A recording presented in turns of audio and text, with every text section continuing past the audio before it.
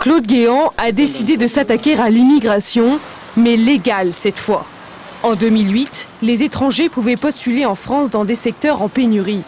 30 corps de métier en tout, mais cet été, le ministre de l'Immigration divise cette liste par 2. Restent les métiers de dessinateur dans le BTP, comptable, les métiers du bois, liste des métiers pour lesquels la France peut bien faire appel à des travailleurs étrangers. Notre devoir consiste à insérer dans l'emploi les demandeurs déjà présents en France.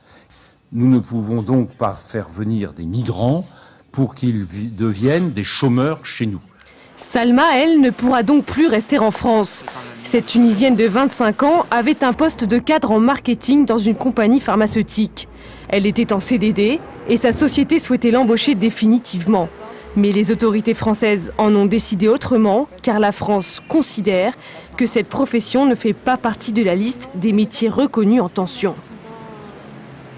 Au bout, on trouve un boulot et on nous dit de partir, alors que c'est la France même qui a formé. Donc pour moi, c'est une perte, que ce soit pour l'entreprise, que ce soit pour la France et pour nous aussi.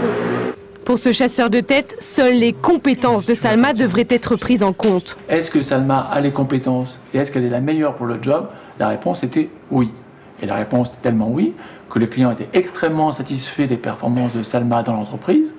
Le client était très peiné de devoir s'en séparer et que le client aujourd'hui ne l'a pas remplacé. Mouez, lui, a eu plus de chance que Salma. Il quitte la Tunisie et réussit à se faire embaucher en tant que développeur informatique avant que sa profession ne soit retirée de la liste. Mais pour lui aussi, cette réduction est critiquable. En France, il n'y a pas d'ingénieur développeur. Si par exemple on fait l'expérience et on met un CV d'un développeur tunisien avec des technologies de base, il sera contacté par une vingtaine de sociétés au moins. Du point de vue de l'employeur de Mouez, l'appel à une main-d'œuvre étrangère doit être adaptable. La réduction de la liste des métiers en tension va permettre à des collaborateurs en France de trouver plus facilement des missions. Ce qu'il faut, c'est que cette liste soit mise à jour peut-être de manière plus rapide, plus régulière. On vient d'apprendre que Salma n'a plus que 30 jours pour quitter le pays. Immédiatement, elle a engagé un recours. Mouez, lui, va pouvoir rester. La liste devrait être révisée en 2013.